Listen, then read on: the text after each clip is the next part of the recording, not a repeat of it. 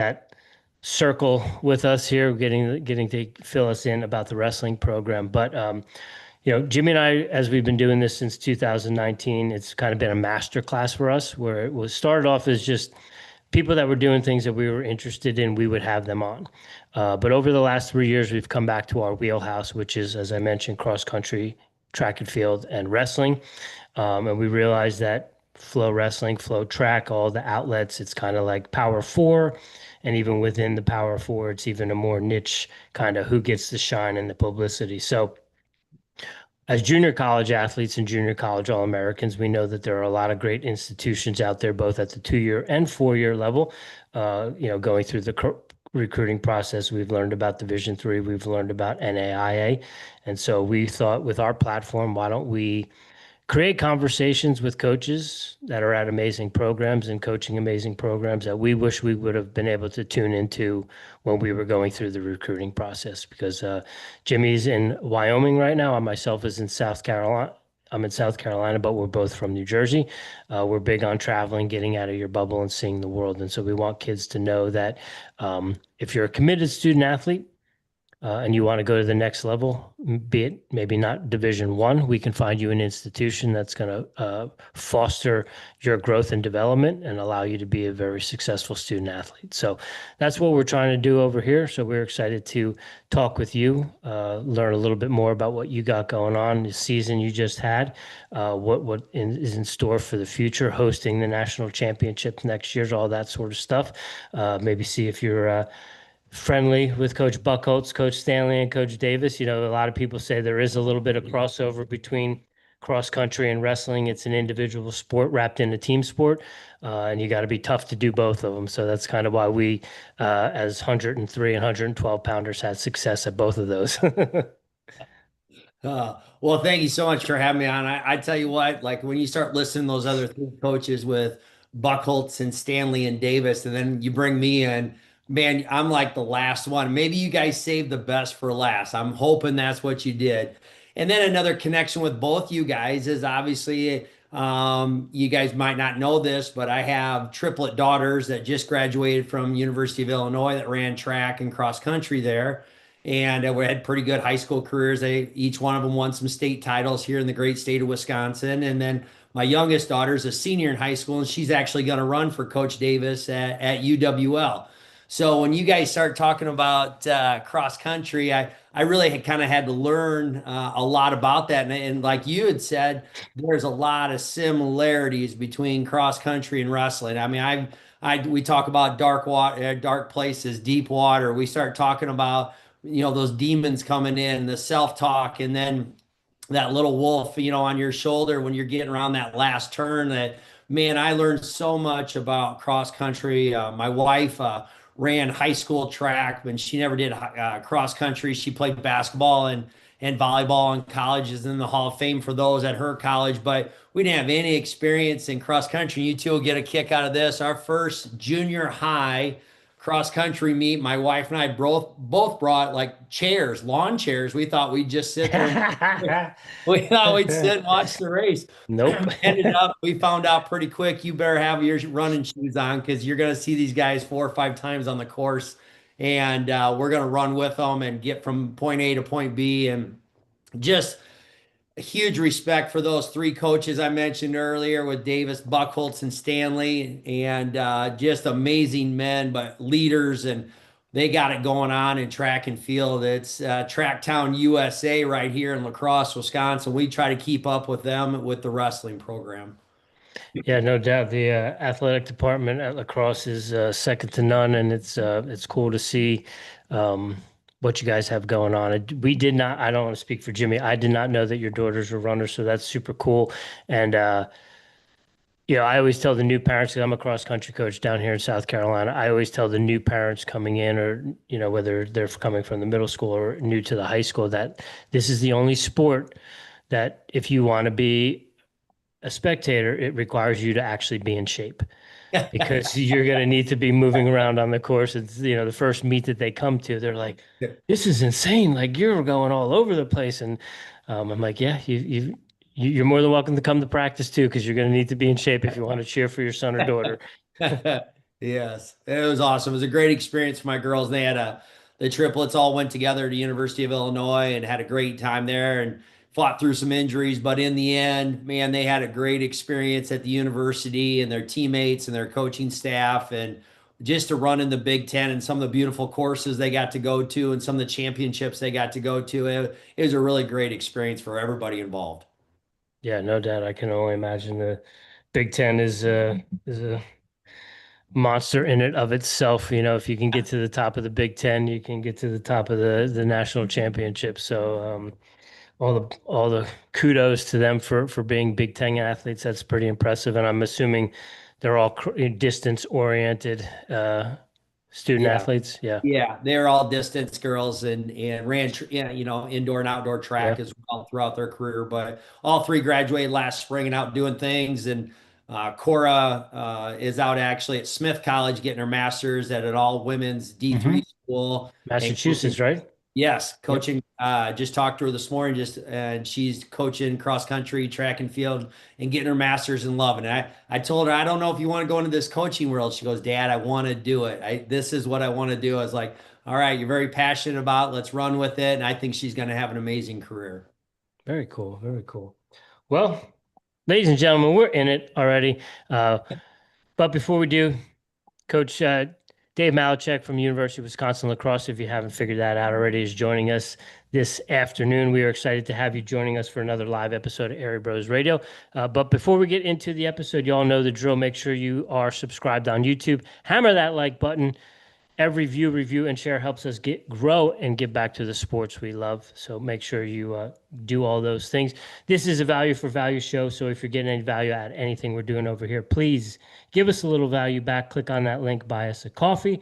As always, this episode is fueled by Black Sheep Endurance for all your ultra marathon and nutrition coaching needs. On to today's guest, as I mentioned, Coach Dave Malecek is joining us from the University of Wisconsin La Crosse. Couple of key highlights. He just finished his 20th season as the head coach at UW La Crosse with 8 top 4 NCAA finishes.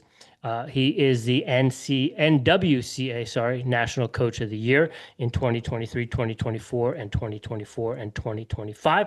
He's also a Hall of Fame inductee in 2024. This past season, he led UW La Crosse to a second place finish at the 2026 NCAA, sorry, a lot of acronyms here going on, folks. Division III championships, which is a tie for the best in school history. Without further ado, it is an honor and a pleasure to have you joining us this evening or this afternoon. We do greatly appreciate your time, Coach Malecek. Welcome to the show. Hey, great to be on, man. I'm so excited to be here with you guys. Yeah, we are fired up to chat with you. We already got things rolling. Do a little icebreaker in our through lines to kind of get things moving. We all did that, so it's cool to have you on and learn that your daughters are runners as well, and that you've kind of learned about the sport and know about that, and you can relate to the crossover of what we're trying to do over here. So that's super cool. Coach, before we get too far into it, anywhere, any place that you would like coaches, I guess high school coaches, student athletes, parents, anyone that has questions for you, anyone that is interested in recruiting or any other information, maybe you have camps coming up this summer, the floor is yours. Yeah, absolutely. If anybody wants to reach out, obviously everything's on our website at uwlax.edu. You can go on any of the social media, UWL Wrestling or Coach Malecek at UWL. Just like it, follow me, send me a message. I'd love to reach back out to you if I can help in any way. And whether that's coaches out there or athletes, I'm always open for that. I get quite a kick out of it, actually have been coaching for 32 years total. You start getting these questions maybe from parents and other coaches. And I just love giving back to the sport and anybody that's in the coaching profession. Awesome. We appreciate you sharing that. We'll put all that stuff in the show notes for you as well. But also don't be surprised if you get some coaches that might hit you up because we do have some avid, loyal fans that reach out to coaches for various different reasons. So we do appreciate that. Coach, we love to kick things off here. We already talked about our through lines. We know you're a Panther. Yeah. Okay. We are fans of the Panther train. We've been on the Panther train. We've had Coach Former Panther coach Lee Roper has joined us for an episode or two. We also interviewed Coach Schwab after a match at University of Northern Colorado when we lived in Denver. So you're a Panther, you're in Iowa, born and bred. What's your origin story to the sport? You know, from New Jersey, growing up, we always were told that kids came out of the womb with headgears on. In Iowa, is that true? What is your origin story to the sport? Is it a family connection? How'd you get into it? Yeah, it's true. Everybody in Iowa, there's nothing else to do. We don't have any pro sports. This is what you do. And you think about the great sport of wrestling. It's maybe your lower income families that get started in it, and it's really about being tough, and it's really about just that ability to a little bit of a hand-to-hand combat. So actually, when you talk about Coach Schwab from Northern Iowa, we're actually from the same hometown. We're both from Osage, Iowa, and the Green Devils. And so in my high school, you guys, I didn't even know if we had a basketball team. I'm pretty sure we did, but everybody came to wrestling, and 95% of people had cauliflower ear. And it was just what you did in Osage, Iowa. And so we started at a young age. I'm the youngest of four kids. I have an older sister and two older brothers, and both brothers wrestled, and your friends would just happen to be other wrestlers, and that's in our school, in our community. It was very well supported. We've had Olympic champions with Gerald Lehman. We've had Division I NCAA champs, Division II, Division III NCAA champs.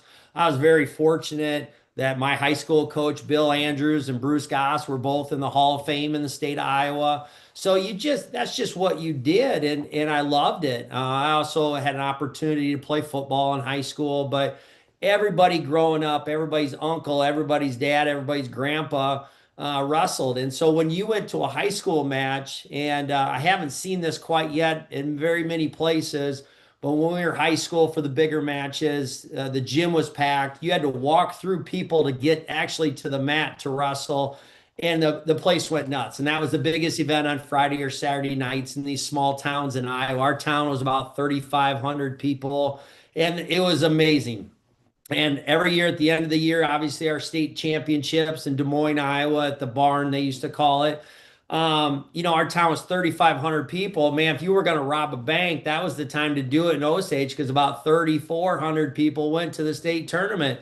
And that green sea of a wave of Osage people, it was amazing. And so pretty fortunate. My dad did not play high school sports. He was a farm kid. He milked cows. He strong's an ox, but he did not wrestle. My mom didn't do sports either, but we kind of had it figured out. My older brother Joe kind of figured it out. You either went out for a sport or you came home and did more chores on the farm. And my brother said, I want to kind of try this sports thing on. He's kind of a great story too. My brother Joe didn't win a match, maybe one. I'd have to look back. He maybe won one match all through middle school, kind of a taller, lankier guy, and then finally started filling out. By the time he graduated high school, he'd won the state title, placed third at junior nationals, got a full ride scholarship to Nebraska, ended up being an All-American at Nebraska. So, that's the beauty of this sport of wrestling. He's kind of taller, was a little more lanky in middle school, and then kind of grew into the weight room and figured that out. And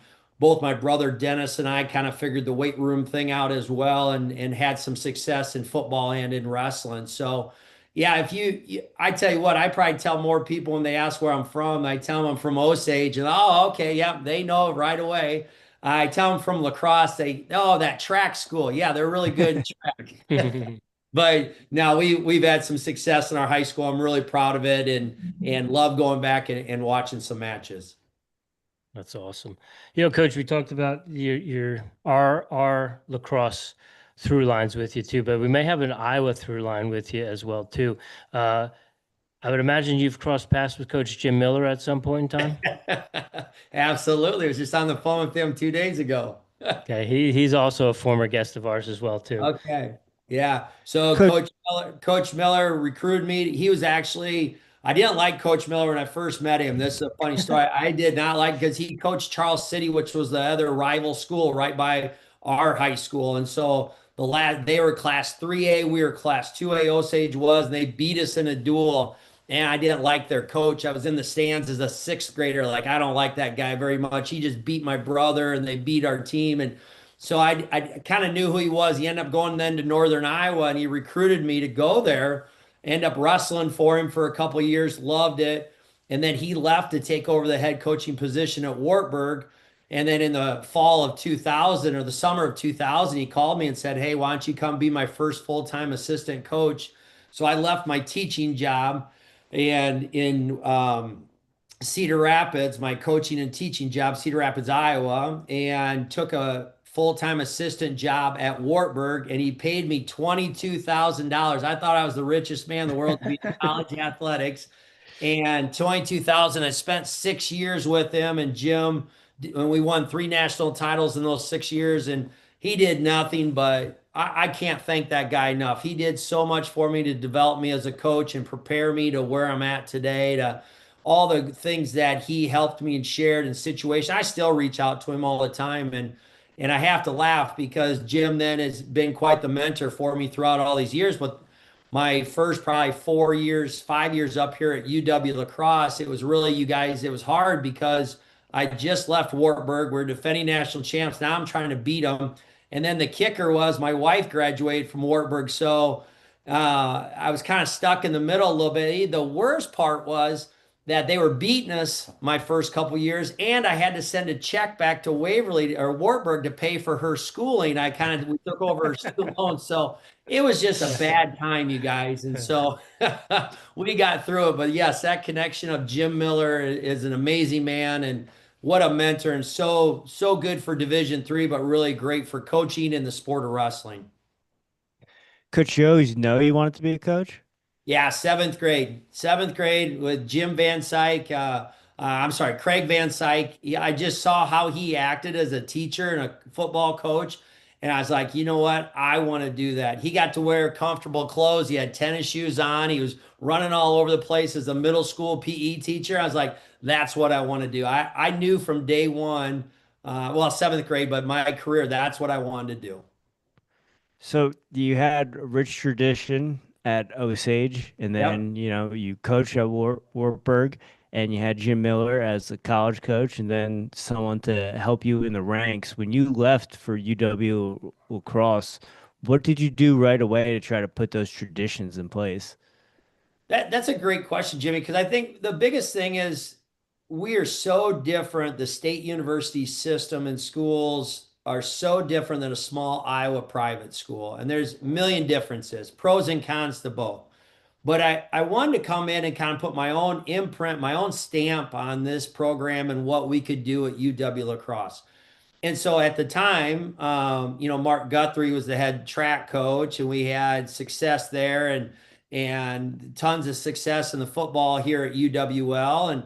And so I kind of picked a brain of those guys coaching. But then I really wanted to, do like I said, my own stamp, but man, it kept coming back. We were doing a lot of the same stuff, Jimmy, that we were doing at Wartburg. That's building relationships and challenging guys to be the very best in the United States, and really working wrestling year round, recruiting talent, and just getting the alumni involved. They had never had alumni involved. They really never had that experience of guys sticking around for the summer and training all summer long and doing all these little things with Booster Club and like starting up camps and everything else. And so I really took what I learned from not only Don Briggs at Northern Iowa, but then Jim Miller at Wartburg, and then kind of seeing what they were doing here and just kind of put my own stamp on it. Has there been any time in your 20 years where you ask yourself, what am I doing? Daily. What are you doing? Yeah, what are you thinking? I think Coach Miller always used to say, what are you thinking? Yeah, there's times, absolutely. And I think, but that's, Jimmy, that I think is what gets me going in the morning too. Sometimes a little bit of doubt. And I was just telling the story to my wife when she was asking about this podcast, this YouTube that I was going on, and I was talking about, because I did a little bit of research on you guys and kind of finding out what you had done. And when I started talking about this, I actually told our team this past Monday, I go, if you guys haven't figured it out yet, I kind of know what I'm doing. And because there's been moments, even this year, and I was in the back room, and I just told this story too the other day, the NCAA championships, on Friday, we were in first place for part of the day. It's a 2-day national tournament. We were in first place at some parts of it. And then we kind of had a rough round on Saturday and we kind of slid down to fifth. And I was like, oh my God, we might not trophy. I had to go in a back room and kind of gather myself before I came out in front of the team because we had just got upset 2 or 3 matches in a row. And I had to gather myself. And my younger self, I probably wouldn't have done that. I kind of would have came out maybe all full of fire and kind of started yelling a little bit to get going and motivate them. Here, I just needed to gather myself, stay calm. I do know what I'm doing. Went and patted them all on the shoulder and said, you guys, we got this. Let's just relax. Let's enjoy this. Be present. Go score some points. It's just wrestling. It's just a small part of our lives, but let's just go out and try to get going here this second half of the session. And they did, and they did a great job. But yes, there's many times I like ask myself, what am I doing? Coach, you mentioned the NCAA tournament this year, and man, Division III has been so competitive in the past 2 years. You're starting to see other teams get their name in there, right? We saw Roanoke; they took over that #1 spot during the season. We saw last year, JWU, Johnson Wales. Johnson Wales. There you go. JWU. There you go. That's right. I call There myself you go. JWU. We saw them get second. Can you just talk about how the shift is kind of happening right now, where we're starting to see other teams kind of get their name in there? Yes, that it's true. And you guys being Jersey boys, right? TCNJ Yep. and Joe Galante, a good friend of mine. And actually now you're getting old because I coached against Joe in the semifinals of the 2007 NCAA championships. Now he's been coaching for like 15 years. What a great young man. I tell you what, they should be preseason ranked #1 coming into 2027. So Joe's done an amazing job there at TCNJ, but I think you're starting to see a team, and you're also starting to see schools. You're starting to see programs that are investing in wrestling. What do I mean by that? Is their coaches being a full-time head coach. They're saying this all sounds pretty crazy, maybe to some sports, but a lot of head wrestling coaches aren't full-time. They got 2 or 3 other responsibilities. They don't have a full-time assistant. They don't have the resources to do that or facilities to do it. And I think Roanoke built for example, they built a beautiful facility for wrestling. Like it's awesome. They did it, and they did it right at Roanoke. And they brought in Nick, the coach, getting in there and bringing in amazing coaches that have some D1 experience, maybe have some other head coaching experiences. And then they get all these other guys that are involved in their program. They get their alums excited. You start seeing Roanoke do it. And then all of a sudden you start seeing a college, a Loras College. You start seeing, always Wartburg and Augsburg. Now you're seeing TCNJ, and you throw La Crosse in there. You throw Whitewater in there. I mean, you start throwing Johnson Wales last year. You're starting to see people knock on that door saying, you know what, we can win this thing, and we can do it with the right guys, obviously with not only NIL, but also transfer portal, getting guys. There was quite a few guys in certain schools' lineups. One school had 9 of their 10 guys was transfers. You start looking at that going, okay, we can develop guys, but also we can get some quick fixes if we can get the right guys to transfer in. Coach, I'm curious with the talk about getting the right guys to transfer in and that sort of stuff. We went to TCNJ wrestling camp back when Coach Ice was still alive and still with the program.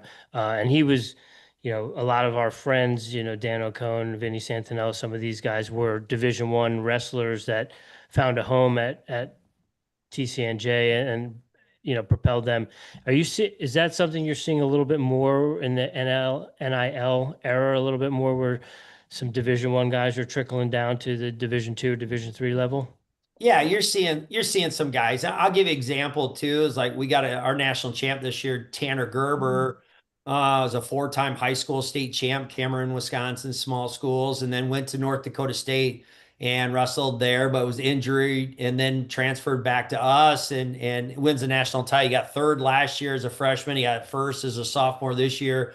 But you're starting to see some of those guys that I take a deep breath of it because it's so frustrating at times that parents and people around them, their sources are telling them, you got to go D1, D1 or nothing, D1, D1, D1. Man, there is some amazing athletics, Division II, III, NAIA, junior college. but everybody thinks, you only get any clout or street cred if you go Division I. And Tanner went Division I, and it wasn't what he thought it was going to be. And I think that's why, he's been such a good fit for us. His brother actually wrestled for me. His older brother did, Cal. I coached, so I've known the family for a long time. When he said he was going Division I, I still kept recruiting him until the point where he signed and said, "Hey, we'd love to have you, but I wish you the best at North Dakota State."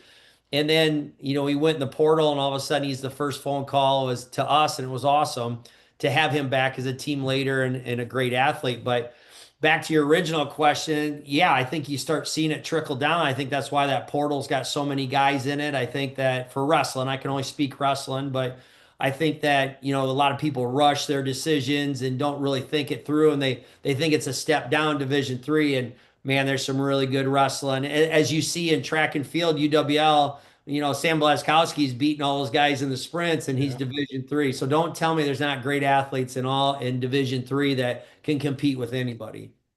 Yeah, absolutely. No doubt. That's the beauty of cross country and track and field, is that the stopwatch doesn't lie. Yeah. And so if you're fast, you're fast, and it doesn't matter what your badge says, how many numbers are behind it. If you're good, you're good.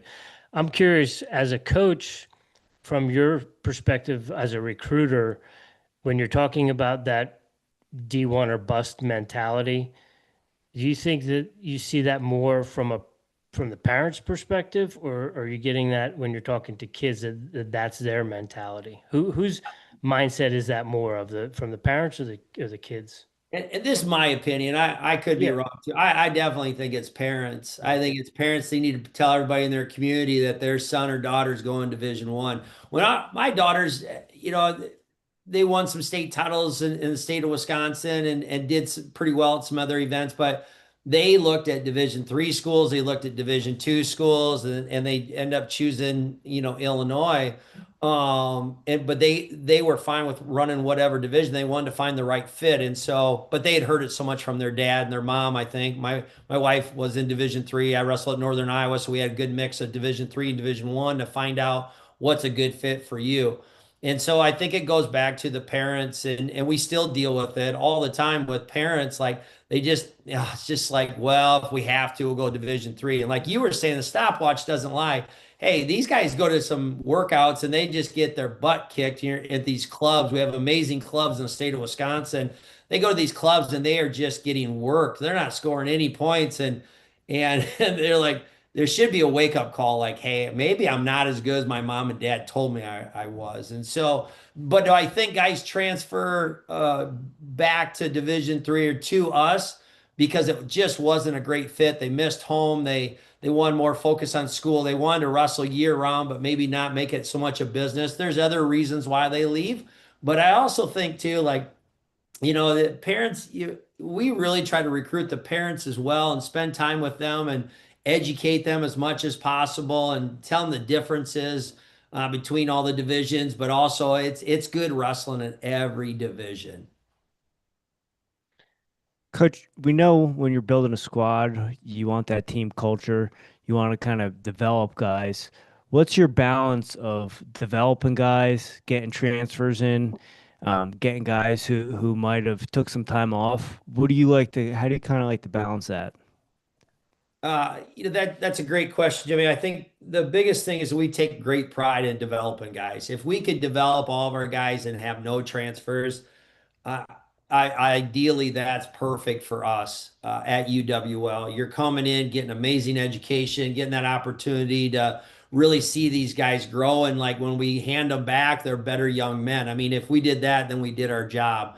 And so I think that part of that development part, Tanner Gerber's a unique example. We've only had a couple transfers over the last, it's probably 5-6 years. We've only had a couple, and they've been impactful guys, but majority of our guys are development guys. And it all comes down to, Jimmy, is to talent too. Like we need to get the talent guys in here. You can train them as hard as you want and advance them as much as you want, but in the end, you got to get talent. And every now and then you need that transfer to come in and kind of raise the level a little bit. The talent level goes up a little bit. The work ethic goes up a little bit.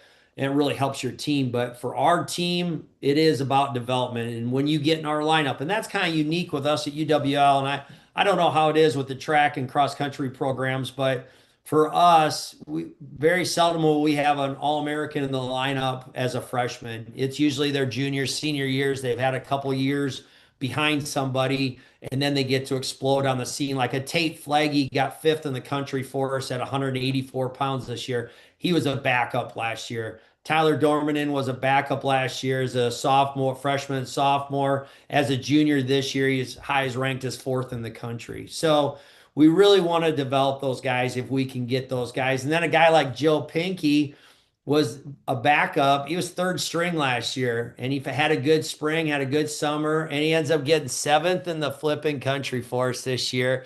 I would never guess that one. That's going to go down in my 32 years, however many more years I coach.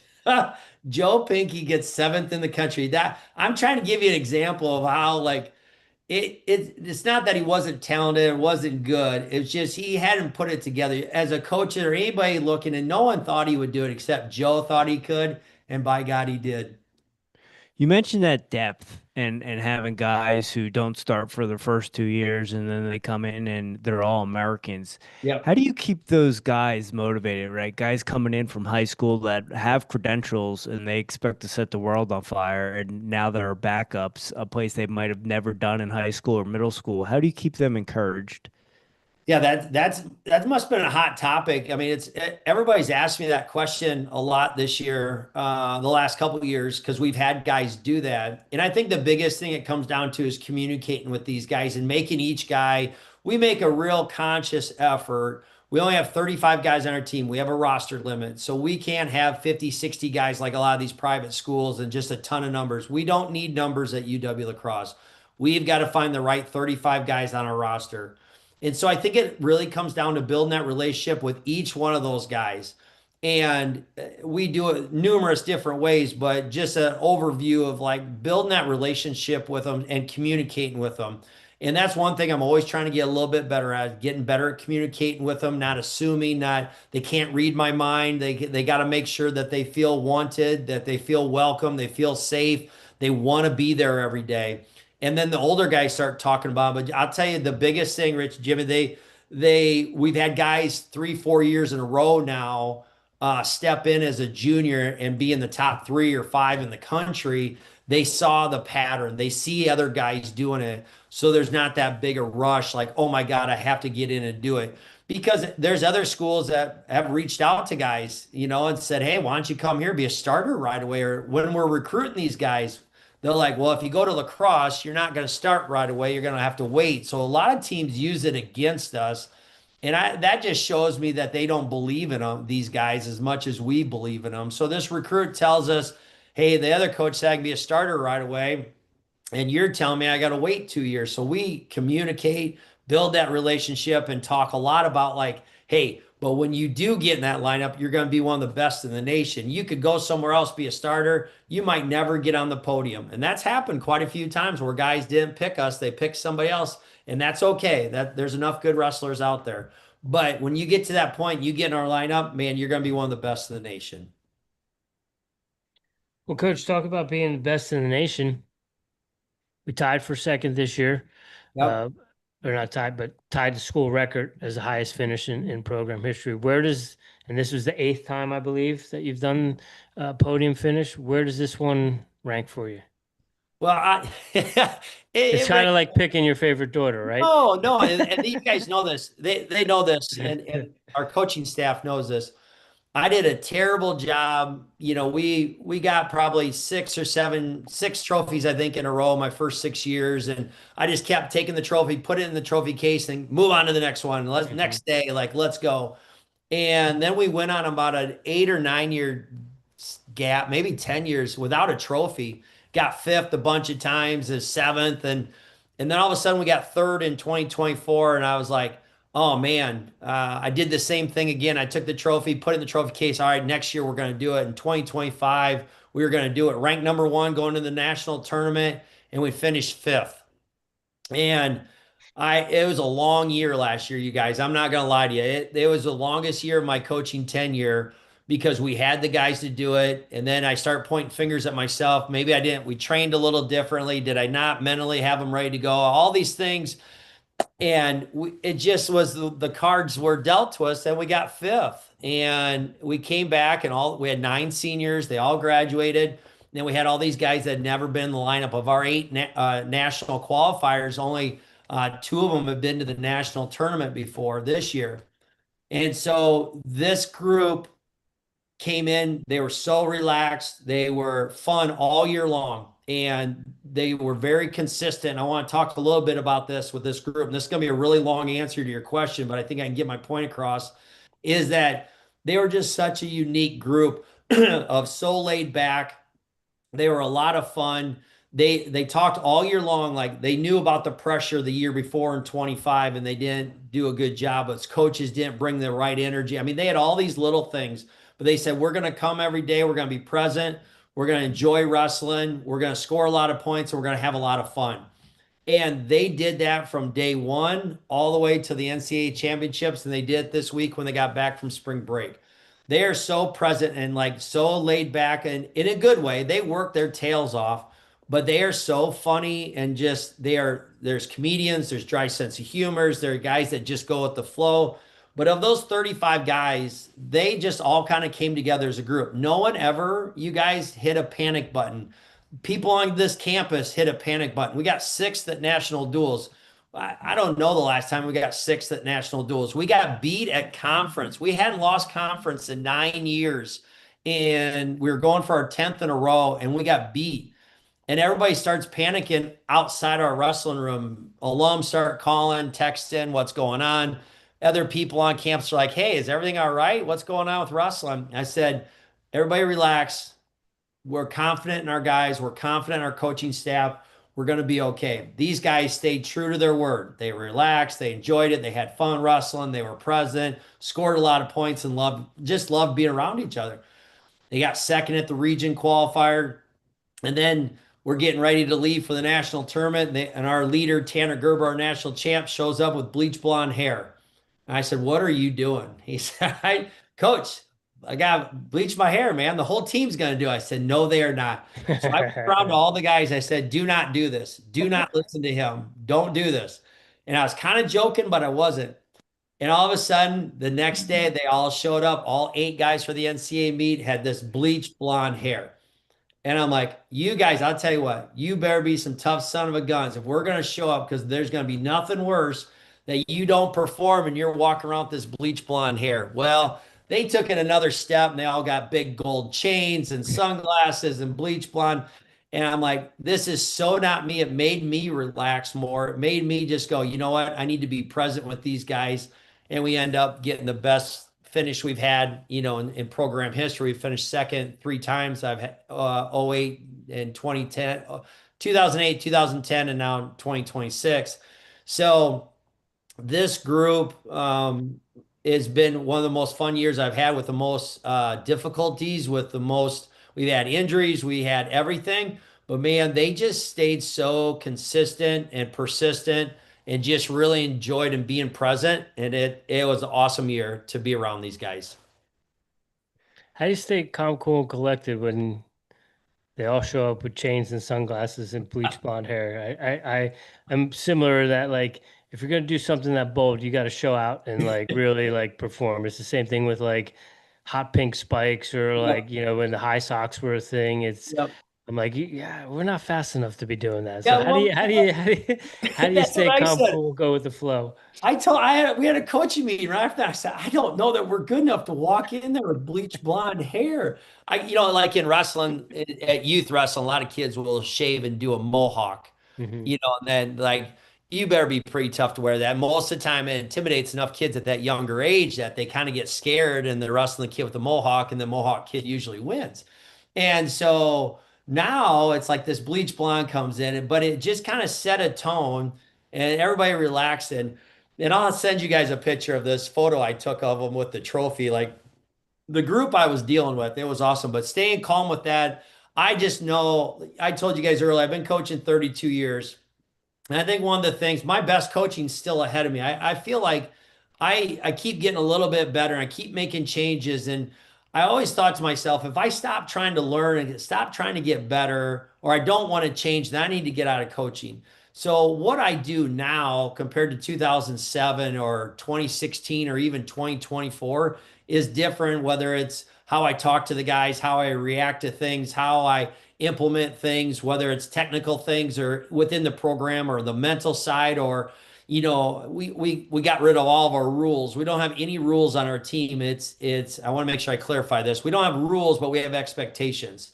So it's not like you have to be there at 3:30. The expectation is you better be there at 3:15 with practice at 3:30. So that gives them the flexibility and ownership of the program, but there's no rules where it's written on the wall saying here's what happened. And so we keep getting a little bit better. We keep changing, and I keep doing that as a coach. Even how I work with my assistants, with administration, always trying to get a little bit better, a little bit change here and there. And man, I think it's worked. Coach, what a testament to the sport of wrestling and life in general, right? Where you might not see the light at the end of the tunnel. Everything's kind of going wrong or not the way you kind of planned, but you got to be in it to win it. You just got to keep showing up, and then you guys bring home a trophy. And you had mentioned before, all the other years you kind of put the trophies in the trophy cases right away. Did you keep that out a little bit longer this year? I did. I took it everywhere with me.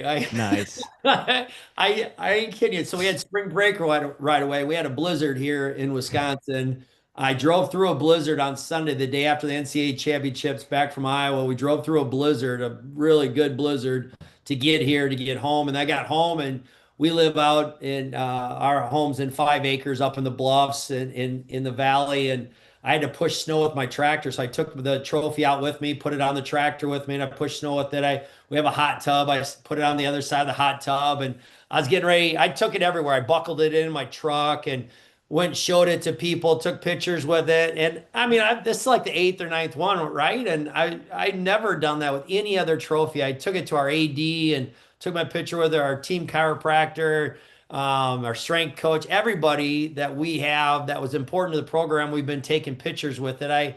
I was going to take it to church on Sunday, and my wife's like, "No, we're not taking that to church."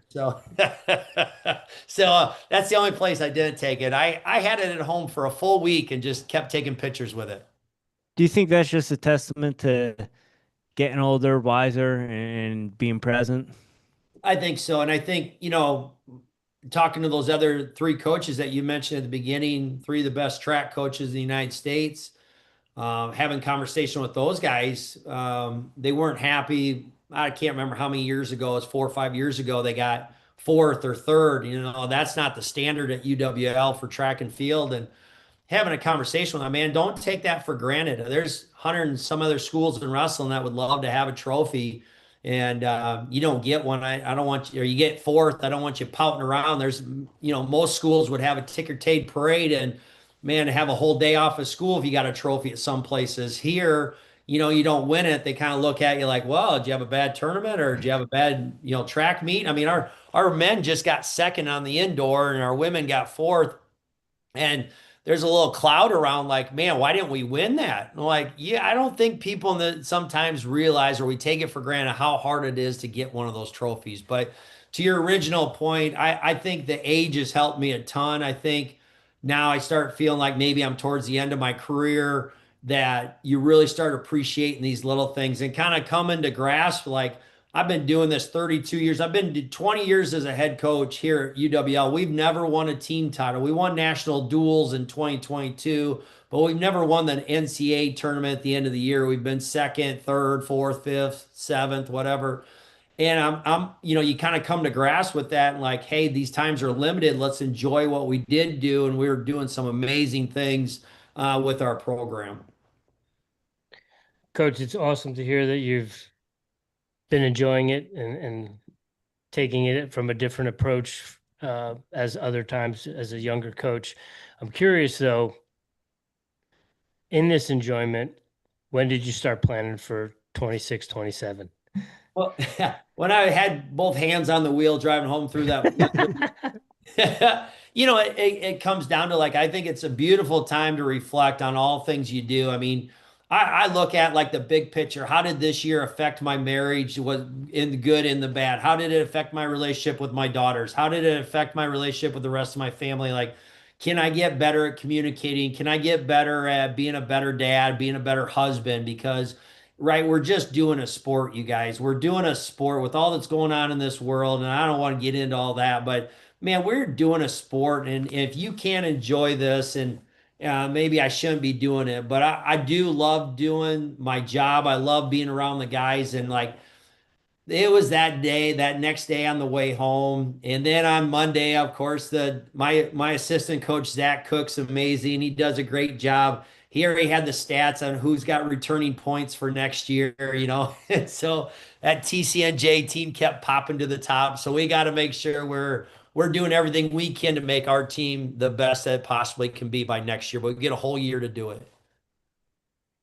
And having that whole year to do it, it's been, was this the 21st or 22nd year consecutively that either one of the Bergs has Yes. won a national title? So what's it going to take for UWL or back home at TCNJ Yeah. to finally get, maybe our coach Yetzer down in Roanoke, another friend of Yeah. ours, to get over that hump to dethrone one of the Bergs? Well, Yetzer gave everybody a little bit of hope. You know, I think we gave everybody a little hope this year too. Yetzer wins the national duels with Roanoke and beats us in the quarterfinals, which I was like, that's a pretty good duel. That's pretty tough. And I was like, we'll see how they do. And then they beat Augsburg, then they beat Warburg. So they kind of took the nation, and said, hey, you guys, somebody else can win it besides these two. Johnson Wales tied Wartburg last year for the national title. So that was the first time. But that it's a great question. I think the biggest thing is people have to realize, and this is my mentality because I came from Wartburg. I coached there for a little bit, was that you have to have the mentality that you can beat them, that you can beat the other Bergs in Wartburg and Augsburg, but you got to put it together. And I don't know if they'll ever watch this video, but I tell you, I do tip my hat to them. Year in and year out, I know how hard it was for us to get up to be second in the country. I know how hard that was and what we had to do and some things go our way. And for them too, to go back and forth and do it for the last 20 plus years, that's a testament to their programs and their leadership. And so, okay, let's quit talking about them. Anyway, back to UWL. They do a really good job to get to that point. We got to have the guys, and you got to have two really solid days of national tournament. And so, if we look at trends, and this is the stuff that you're thinking about on the way back, tendencies, like our distance runners, like my girls were really quick starters, but and could they finish, and how good was their finish? And that in between time is where if you could really get better with that gap and keep your whole team together, you're going to score better as a team. Well, for us in wrestling, we wrestled really well on the first day of 2-day tournaments. We wrestled really well on Fridays, but our second days, historically this year, we didn't wrestle as well second day. So going back and fixing those little things, because you got to put 2 days together and you got to have some things go your way. But it's definitely doable. Roanoke showed it, Johnson Wales showed it, we've showed it. There's other schools gunning for it, but you got to really just focus on taking care of yourself. Mm-hmm. And then I think good things can happen. Right on. Rich, you got a wrestle coach talking about the gap. How warm is your heart right now? I love it. I do have maybe one or two specific dad coach cross country questions for him. So if you don't have anything else, Jim. I've got one more, coach. Yeah. We've talked about, the track and cross country program and the rich sports culture at La Crosse. Does that make your job easier or harder knowing that you have other programs that are that good?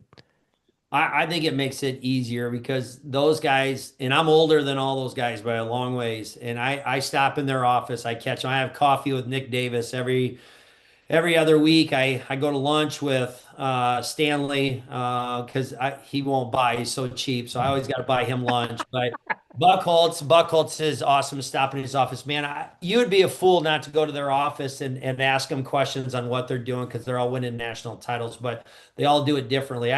I think it's one of those things that we're all winners. We all want to be the best in the United States at year in and year out, and those guys always support me, and I love that. And I get some of my very first text messages after we got our trophy were from those three guys.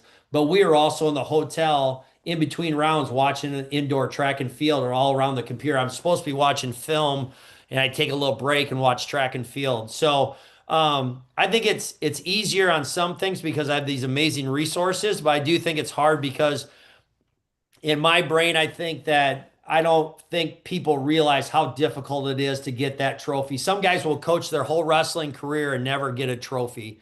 And I, I'm gonna sit here and complain because we got second in the nation out of 139 schools.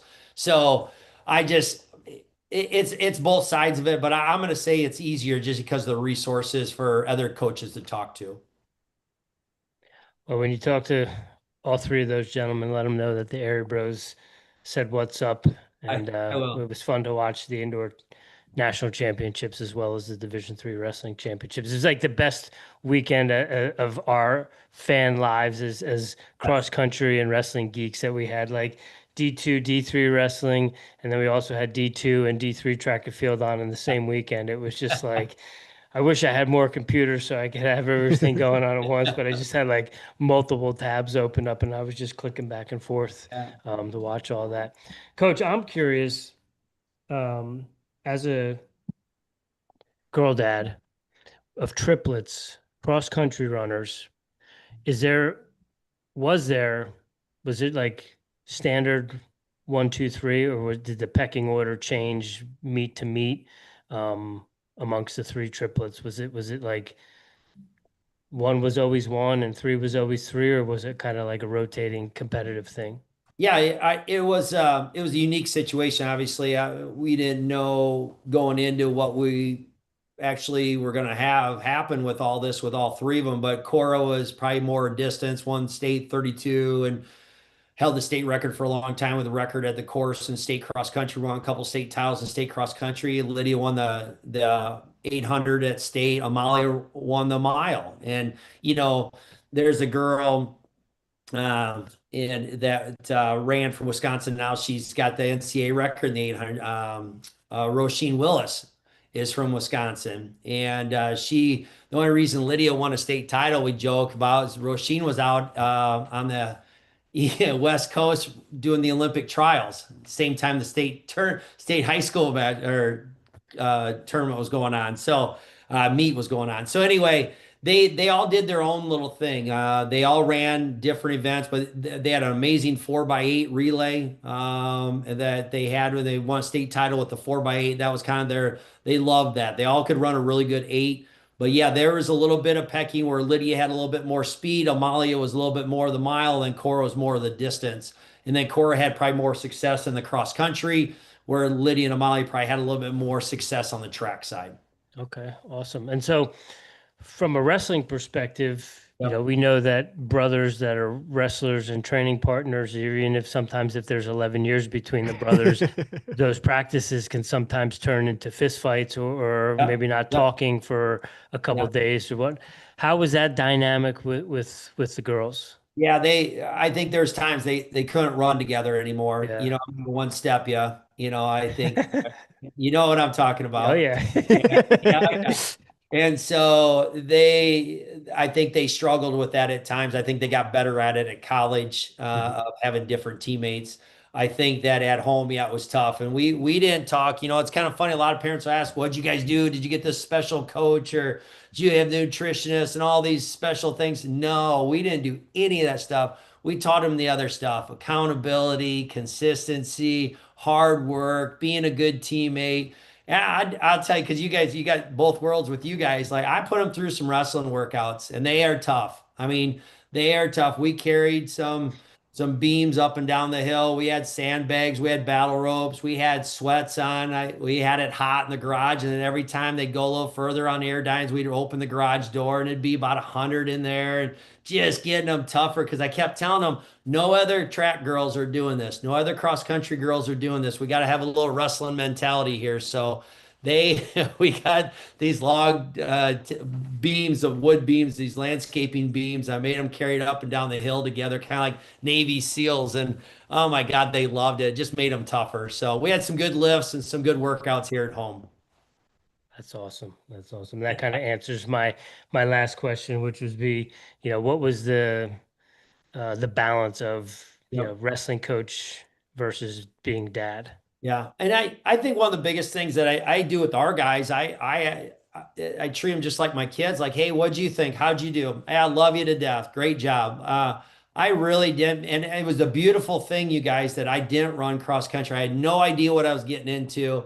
So I really got to just be a dad. I let the coaches coach and do their thing.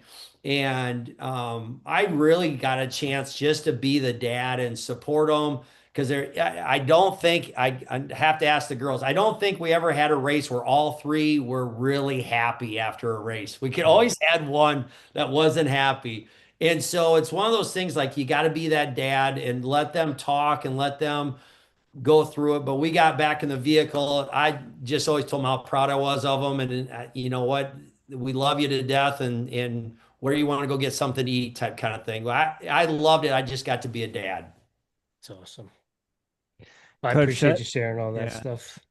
Some of our running workouts turn into wrestling practices the older I got. I can see it, man. I can Yep. see it. And I'm sure there's some fists involved. That's a beautiful thing. Jimmy's the king of one-stepping. One stepping. So, Coach, Rich has this superpower where he can push the pace from behind you.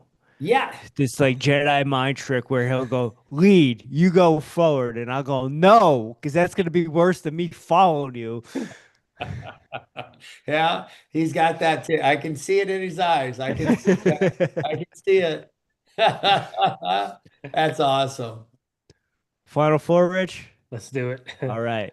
Coach, are you a coffee drinker? Oh my God. Daily, at least 3 cups a day. Black coffee. I love coffee. Makes my world go round. All right. How do you brew it? How do you take it? Oh, how I brew it, just black coffee. You can do the slow drip. We got little percolators too here at home. I'm not too picky. The Keurig, I'm not a huge fan of, but I'll take it however I can. I love coffee. You have a favorite roaster out there in La Crosse? No, not really. No. Not at all. I've tried them all. I really have, from light roast to dark roast to a little hazelnut to caramel. Doesn't phase me at all. Just black coffee though. Okay. How about you guys? I do heavy cream. Okay. But I do typically I'll do a light roast, and I have a AeroPress that I use. Okay. Okay. I have a all glass hipster coffee that drip that Rich got me. And my first cup is black, and then my second cup is usually bulletproof with some MCT and butter. Nice. I'm a 5:30, 9 o'clock, 2 o'clock. Okay. That's my 3 coffees every day. Okay. So I've recently switched to half calf. Okay. So then I can justify having a second cup later in the day, or second cup at school. But I'll do 1 cup pretty early. I get up at 4, so I'm probably having that first cup around 5 a.m. And so the half calf allows me to have a second cup at some point in the day. And then I'm in South Carolina, so it is starting to get a little bit warmer around here. So then I'll be transitioning to like cold brew or nitro cold brew or something iced here in the summertime. Okay. Okay. Yeah. Coach, do you have any daily practices or rituals that you do on a regular basis to show up as the strongest version of yourself? Oh man, I do. Yeah, every day I make our bed. 23 years I've been married to my wife. I get up every day and make it no matter what. I'm the one that makes it. And then the second nonstop tradition that we live, it's 18 minutes from my front doorstep to my office. I don't have the radio on. Not on my phone. I just gratitude and prayer all the way into work. No radio, no nothing. That is my time, and that's how I get myself set, ready to go.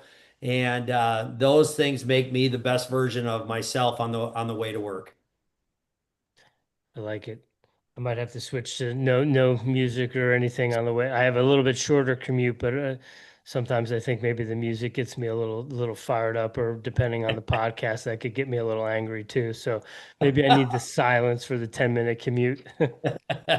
Yeah. Little gratitude, man, on the way in. I love it. Yeah. I'm so thankful for what I get to do. Coach, you must be supercharged when you walk in that door. Yeah, I'm ready to go, man. Yeah. Because if I'm not, then I need to find a different career. I need to do something else because the kids deserve it. Those Yeah. athletes deserve it. This program deserves it. So maybe it's 3, 4 cups of coffee. I don't know, but I'm gonna bring it every day. Awesome. Coach, what are you listening to right now? Music, podcasts, audiobooks? Are you reading anything? Yeah, Atomic Habits. I don't know if you guys have gotten on it, man. I'm really my big push this spring and summer is going to be habits of our guys, making some small changes, and then I can really relate to myself. I've really enjoyed that.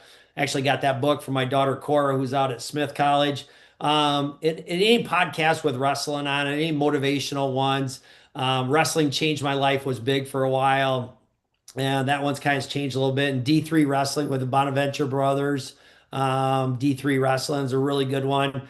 And then just, anytime I can pick anything up with these books, whether there's a book called Traction. I got this performance one I have in front of me and the talent code. I usually have about 4 or 5 books. I just kind of float through in a chapter here, a chapter there, take some notes in it just to kind of keep my brain running. So, Coach, I know you said you like listening to wrestling podcasts. Rich has just turned me on to a relatively newer wrestling podcast. I don't know if you've heard it yet. It's called Full Tilt. Full Tilt. Have you heard it? Yes. I just Yeah. started, right, with Hatchet. Is it? Yep. Yep. Yes. Yeah. That's all those Iowa guys. Those old Iowa guys get telling those stories about Gable, but I've just seen a couple clips, but I'll definitely get going on that one. Have you Ye- started watching it? Yeah, but Rich sent it to me like last week, and I think there's like Okay. 6 episodes out, and I've crushed them all. And he just had Lee Kemp on this week, which was an amazing interview. Yeah, I absolutely wrestled here in Wisconsin. Yeah. Yeah. Yeah. Yeah. It's fun. I love hearing Royce tell stories. Randy Lewis has got some great stories. Yeah. Jimmy and I talk about it all the time. Like as kids growing up, you're watching like Competitor Supreme, and we Yeah. used to get the Iowa Public Television matches on VHS. My dad would Yeah. buy it. That would be like a birthday or a Christmas present. Yeah. And so it's like this larger than life kind of thing in the early 90s when I was going through high school. But you hear these guys telling the stories, and I always say to Jim, I'm like, man, the late 80s, the mid to late 80s at the University of Iowa just must have been insane. Like, it almost sounds like sometimes, and I hear it on Rogan too, that, it seems like Gable was maybe even a little bit more of like the guys than he was the coach in those Yeah. 80s eras where he was, Yeah. maybe trying to wrangle him, get him out of a bar, but then he was staying for a few himself. Yeah. Yeah. And I think, and I tell this all the time, and maybe that's something to do another project way down the road is like wrestling has so many stories. We need to be better at storytelling. Royce Mhm. does a pretty good job of telling some crazy stories and that goes on. And I get telling some of our guys stories of back in the days in the 80s and 90s when I wrestled. It's like, I need to make sure we keep that fire alive and let them know some of the past history of how it used to be. But I think that's what makes the great sport of wrestling so amazing is the storytelling. Yeah, absolutely. And same with track and field. Like I love the storytelling, the books and stuff. And I saw Randy Lewis has a book out Yeah. that just came out, I think, within the last 2 or 3 years that it's in my Amazon cart. And just, yeah, I just love the old stories and the old school, like learning about the different history. And, and then sorry to get off on a tangent here, but the connection between Bill Farrell. Yeah. And pretty much Bill Farrell was responsible in an odd about way for Phil Knight and Nike becoming what Nike actually became, Right. because Bill Farrell was like the East Coast distributor of Asics, Yeah. and Phil Knight was the West Coast distributor of Asics. And Bill Farrell wanted the whole country because of the wrestling shoes, and basically they undercut the West Coast, Yeah. and the guy from Japan gave everything to kind of Bill Farrell, and that's kind of what spurred Nike to become what Nike Yeah. became. And that I just learned that from reading the different books about Nike and kind of putting two and two together. So it's just there's so many different fascinating stories that we were always raised to kind of be students of the sport. And as I mentioned, as 103 and 112 pounds, things like basketball and football, NFL, NBA, and NBA were just not on the menu for us as kids. So like, Right. we just dig into all the old history stuff. Yeah, absolutely. Absolutely. Coach, last one we got for you to close out. It's a lighthearted one. Maybe it's a unique food item out there in La Crosse. Maybe it's something from back home in Iowa. Maybe it's a beverage. You do have daughters. Maybe you're a closet Swiftie. Do you have a guilty pleasure? I I really like I love Spotted Cow. It's a beer. It's brewed in the state of Wisconsin. It's a great beer. You can only get it in Wisconsin. So when you guys come visit for either the 2026 NCAA Outdoor Division III National Championships, or you come visit us for the 2027 NCAA Division III Wrestling Championships here at La Crosse, I need to buy you guys some Spotted Cow. Have a beer with me, and you will love it. That is my guilty pleasure. Okay, right on. Now, is it anything from, I'm assuming Spotted Cow is a brewery, right? Yeah, it's just a brewery. Yep, in New Okay. Forest, Wisconsin, and it's like a lighter ale, like almost like a Blue Moon type, Okay. better than your Miller Lights, Bud Lights, and all that. It's a really good beer. You'd enjoy it Okay. if you Well, like beer. yeah, we during COVID, Jimmy and I and our cousins, we had a craft beer podcast as well, as addition to what we do here, where we were interviewing brewers and different things. So we dabble a little bit for sure. Rich dabbles. I don't. I turn into wrestling practice if I dabble. So I drink the hop waters and the no ABV. Okay, Yeah. okay, all right. Coach Malecek, thank you so much for your time. This was an amazing conversation. I knew we were gonna have a good one, but I didn't know how amazing it was gonna be. This was a great conversation. Thank you for your time this Sunday. Yeah, you're welcome. Thanks for having me on, you guys. I really appreciate it. Yeah, Coach, it was an honor, pleasure to kind of complete the circle here of both the wrestling and cross country and track and field with the programs that go on at UWL. It's been amazing. You never know. You invite the Airey Bros places. You never know when you might see us. So it might be outdoor track. It might be for wrestling next year. But Jimmy and I are working on some things and doing some other sort of content creation outside of just podcasting, where we're going to different meets and different things like that. So like I said, we might take you up on that Spotted Cow. So thank you so much for your time this afternoon. It's been an honor and a pleasure to chat with you. It was great to connect and learn a little bit more about what you got going on with the wrestling program there at UWL. Awesome. Thank you. All right, ladies and gentlemen, that is Coach Dave Malecek from the University of Wisconsin La Crosse. Please go make sure you give them a little love on the socials. Let them know that the Airey Bros sent you. That is it for today. We do appreciate you tuning in on Sunday with us. We will be back on Tuesday with Coach Billy Gordy from Andrew College. He's going to be talking about all things wrestling, and I believe that's in the state of Georgia, and they are transitioning from NJCAA to NAIA. So maybe we'll be talking a little NCWA as well. That's a lot of NCWAs, NJCA, all that sort of stuff, a lot of acronyms. So tune in on Tuesday. We'll be talking with you. And again, go check out Coach Malecek